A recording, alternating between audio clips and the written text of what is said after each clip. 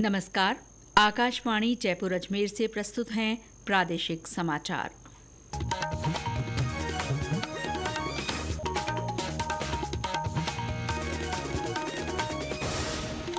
मुख्य समाचार।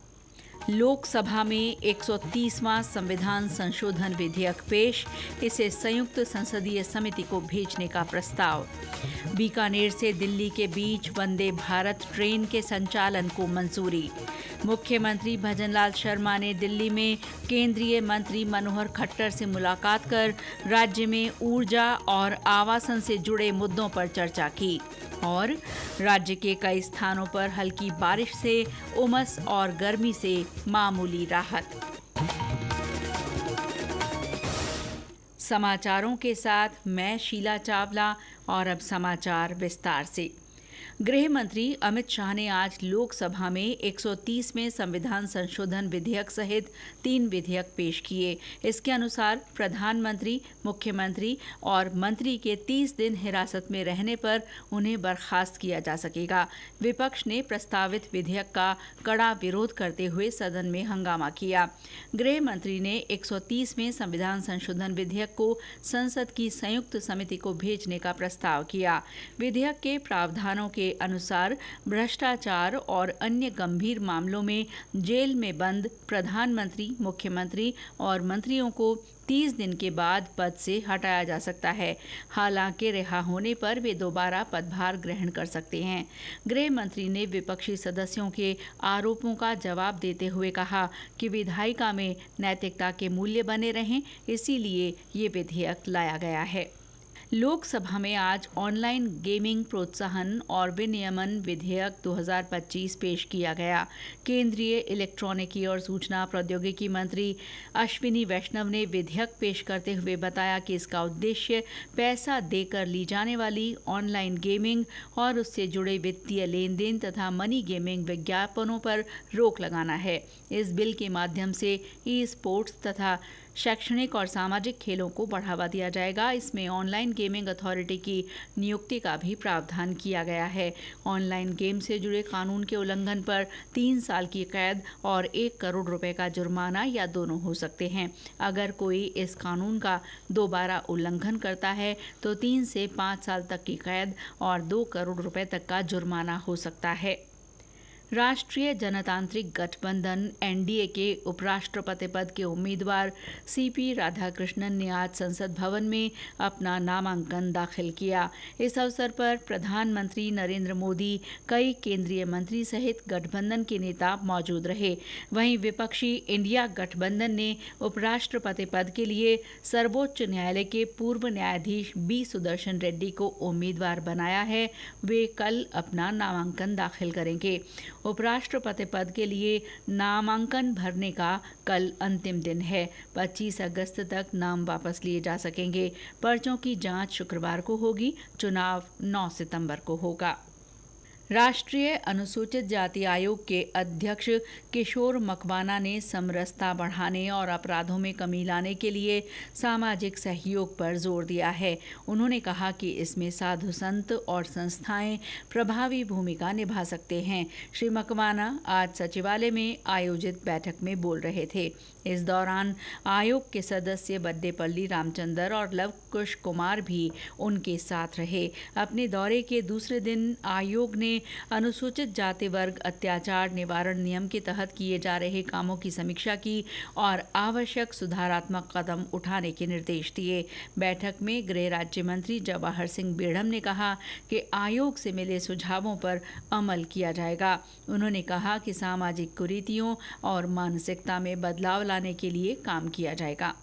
पिछली सरकार के समय पर दलित अत्याचार की घटनाएं भारी संख्या में बढ़ी थी और उनका उचित निवारण भी नहीं हो पाया था। लेकिन जब तुलनात्मक अध्ययन किया गया तो 2024 और 2025 में दलित अत्याचार की घटनाओं में भारी कमी देखने को मिली है। राजस्थान को जल्द ही चौथी वंदे भारत ट्रेन की सौगात मिलने जा रही है। ये रेलगाड़ी बीकानेर से दिल्ली के बीच चलेगी। रेल मंत्री अश्विनी वैष्णव ने इसकी मंजूरी दे दी है। केंद्रीय कानून मंत्री और बीकानेर सांसद अर्जुन राम मेघवाल ने इस संबंध में रेल मंत्री को हाल ही में पत्र दिया था। इसके बाद श्री वैष्णव ने वंदे भारत ट्रेन के संचालन को मंजूरी दी है।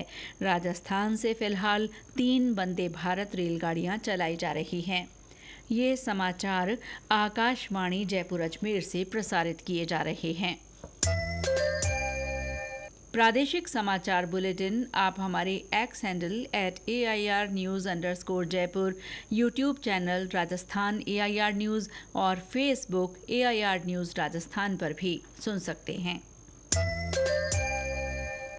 मुख्यमंत्री भजनलाल शर्मा ने अपने दिल्ली दौरे के दूसरे दिन आज केंद्रीय बिजली, आवासन और शहरी कार्य मंत्री मनोहर लाल से मुलाकात की। इस दौरान श्री शर्मा ने राज्य में ऊर्जा और आवासन से जुड़े कई मुद्दों पर चर्चा की। मुख्यमंत्री ने केंद्रीय मंत्री से ग्रीन एनर्जी कॉरिडोर के लिए अधिकतम अनुदान का भी आग्रह किया। इसके साथ ही जयपुर मेट्रो के दूसरे चरण की कार्य योजना को जल्द मंजूरी देने का अनुरोध किया।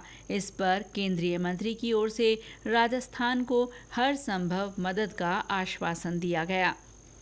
नगरीय विकास, स्वायत्त शासन और आवासन मंत्री झाबर सिंह खर्रा ने कहा है कि राजस्थान आवासन मंडल हर वर्ग को सुविधाजनक आवास देने का प्रयास कर रहा है। श्री खर्रा ने आज जयपुर में मंडल की 5 नई आवासीय योजनाओं का शुभारंभ किया। 667 नए आवासों वाली ये योजनाएं बूंदी, बारां, बाड़मेर, धौलपुर और उदयपुर जिले के लिए लाई गई हैं। इनमें फ्लैट्स और स्वतंत्र आवास दोनों ही विकल्प उपलब्ध हैं। पूर्व प्रधानमंत्री राजीव गांधी की जयंती आज प्रदेश भर में सद्भावना दिवस के रूप में मनाई गई। इस अवसर पर विभिन्न स्थानों पर पुष्पांजलि कार्यक्रमों के माध्यम से उन्हें श्रद्धांजलि दी गई। पाली में इस मौके पर संगोष्ठी रखी गई और सूचना क्रांति के प्रणेता के तौर पर उनके योगदान को याद किया गया। श्रीगंगानगर जिले में भ्रष्टाचार निरोधक ब्यूरो ने एक पटवारी को 95,000 रुपए की रिश्वत लेते रंगे हाथों गिरफ्तार किया है।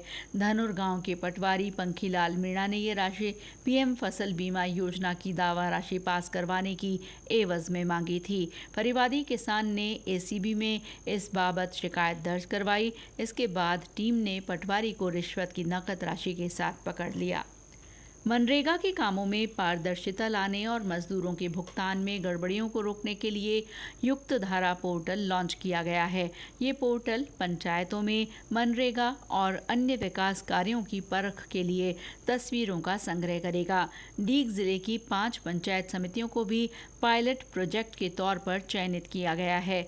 हमारी संवाददाता ने बताया कि इस पोर्टल से मनरेगा, वाटरशेड प्रबंधन और राष्ट्रीय कृषि विकास योजनाओं के कामों की निगरानी में मदद मिलेगी। भ्रष्टाचार पर लगाम कसने के लिए युक्त धारा पोर्टल के पायलट प्रोजेक्ट में डीग जिले की 5 ग्राम पंचायतों को चयनित किया गया है, जिसमें जाटोली, थून, बोरई, सुंदरावली, छीछरवाड़ी और गंगोरा ग्राम पंचायत शामिल हैं। युक्त धारा पोर्टल से रिमोट सेंसिंग और जियोग्राफ इंफॉर्मेशन सिस्टम की मदद से परिसंपत्तियों की निगरानी करने में सहायता होगी। ग्रामीण विकास मंत्रालय की विभिन्न योजनाओं जैसे मनरेगा, एकीकृत वाटरशेड प्रबंधन कार्यक्रम और राष्ट्रीय कृषि विकास योजनाओं की गुणवत्ता सुनिश्चित हो पाएगी। नरेगा में कई बार तालाबों की अलग अलग दिशा बताकर खुदाई की स्वीकृति ली जाती रही है। अब पूरे तालाब का ऑनलाइन मैप तैयार होगा, जिससे करोड़ों रुपए की राशि बच पाएगी। आरजू शर्मा, आकाशवाणी समाचार, डीग। झुंझुनू में सड़क हादसों की रोकथाम और यातायात नियमों की जागरूकता के लिए चलाए जा रहे अभियान के तहत आज हेलमेट वितरित किए गए। जिला कलेक्टर अरुण गर्ग ने कलेक्ट्रेट सभागार में आयोजित कार्यक्रम में महिला अधिकारिता विभाग की 200 से ज्यादा कार्मिकों को किफायती दर पर हेलमेट दिए। इस मौके पर श्री गर्ग ने लोगों को यातायात के नियमों का अनिवार्य रूप से पालन करने को कहा। सड़क सुरक्षा सप्ताह के तहत उसके लिए कई सारे कार्य किए जाए, लोगों को जागरूक किया जा रहा है। उसी प्रोग्राम के तहत पीडब्ल्यूडी ने ये व्यवस्था की है कि 1200 रुपए का हेलमेट है वो 300 रुपए में बेनिफिशियरी को दिया जा रहा है और उसका उद्देश्य यह है कि लोगों को कम कीमत में हेलमेट लगे, लोग हेलमेट लगाने की आदत रखें और उनके लिए सुरक्षित रहे। उसमें 217 लोगों को अभी झुंझुनू जिले में ये दिया जा रहा है और इसमें जो महिला अधिकारिता विभाग है उनके साथ हमने टाई अप किया है, उनके माध्यम से लोगों को मोटिवेट किया है कि महिलाएं जो है वो हेलमेट लें और इस अभियान को सफल बनाएं। आकाशवाणी जयपुर में आज हिंदी कार्यशाला का आयोजन किया गया। इस अवसर पर वरिष्ठ लेखक और साहित्यकार दुर्गा प्रसाद अग्रवाल ने राजभाषा हिंदी के महत्व पर प्रकाश डाला। केंद्राध्यक्ष लोकेश कुमार सहित अन्य अधिकारियों और कर्मचारियों ने कार्यशाला में हिस्सा लिया। और अब मौसम। राज्य के कई हिस्सों में आज हल्की बारिश का दौर चला। सवाई माधोपुर, करौली, जालौर, बाड़मेर और आसपास के इलाकों में दोपहर बाद हुई बरसात से लोगों को उमस और गर्मी से मामूली राहत मिली। उधर बांसवाड़ा जिले में 2 दिन से कभी हल्की तो कभी तेज बारिश का सिलसिला बना हुआ है। माही बजाज सागर बांध में पानी की आवक जारी है। हमारे संवाददाता ने बताया कि पानी निकासी के लिए माही डैम के 16 गेट खोले जा रहे हैं। बांसवाड़ा जिले भर में लगातार पिछले 2 दिन से बारिश का दौर बना हुआ है। बांसवाड़ा के माही डैम बजाज सागर बांध में भी पानी की लगातार आवक जारी है। बांध में 280.90 मीटर तक पानी की आवक हो चुकी है, जबकि बांध की भराव क्षमता है 281.50 मीटर तक। माही बांध के अधिकारियों की ओर से अभी सूचना जारी कर दी गई है। बांध के गेट खोलकर पानी की निकासी की जा रही है। अच्छी बारिश होने से किसानों के चेहरे खिले हुए हैं। सुरक्षा की दृष्टि से बांध के आसपास सहित कई जगह पुलिसकर्मी भी तैनात किए हुए हैं, ताकि उफनते पानी से कहीं किसी को नुकसान न हो जाए। राजेश सोनी, आकाशवाणी समाचार, बांसवाड़ा। इस बीच बीते 24 घंटों में पूर्वी राजस्थान में कुछ स्थानों पर हल्की से भारी बारिश दर्ज हुई है। वहीं पश्चिमी राजस्थान में कहीं कहीं हल्की बरसात हुई। सबसे ज्यादा 10 सेंटीमीटर पानी बांसवाड़ा के लोहारिया में बरसा। बाड़मेर में अधिकतम तापमान इस बीच 40 डिग्री सेल्सियस रिकॉर्ड हुआ है। जैसलमेर, जोधपुर, बीकानेर, चूरू, श्रीगंगानगर, नागौर सहित अन्य कई स्थानों पर दिन का तापमान 36 डिग्री सेल्सियस से ऊपर दर्ज किया जा रहा है। वर्ल्ड रैंकिंग पैरा आर्चरी प्रतियोगिता में राजस्थान के 2 तीरंदाज भारतीय पैरा तीरंदाजी टीम का प्रतिनिधित्व करेंगे। ये प्रतियोगिता चेक गणराज्य में 23 अगस्त से आयोजित की जा रही है। और ब्यौरा समाचार कक्ष से।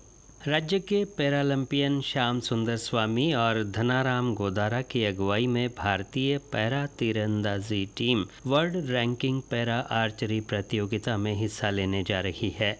श्याम सुंदर इस स्पर्धा में कंपाउंड टीम का, वहीं धनाराम रिकर्व टीम का प्रतिनिधित्व करेंगे। मूल रूप से बीकानेर के निवासी ये दोनों ही खिलाड़ी कई अंतर्राष्ट्रीय मुकाबलों में पदक जीतकर देश का मान बढ़ा चुके हैं। आगामी अंतर्राष्ट्रीय टूर्नामेंट में उनके प्रदर्शन को लेकर खेल प्रेमियों को काफी उम्मीदें हैं। समाचार कक्ष से सुदर्शन नाहर। और अंत में मुख्य समाचार एक बार फिर। लोकसभा में 130वां संविधान संशोधन विधेयक पेश, इसे संयुक्त संसदीय समिति को भेजने का प्रस्ताव। बीकानेर से दिल्ली के बीच वंदे भारत ट्रेन के संचालन को मंजूरी। मुख्यमंत्री भजनलाल शर्मा ने दिल्ली में केंद्रीय मंत्री मनोहर खट्टर से मुलाकात कर राज्य में ऊर्जा और आवासन से जुड़े मुद्दों पर चर्चा की। और राज्य के कई स्थानों पर हल्की बारिश से उमस और गर्मी से मामूली राहत। इसके साथ ही प्रादेशिक समाचार बुलेटिन समाप्त हुआ। नमस्कार।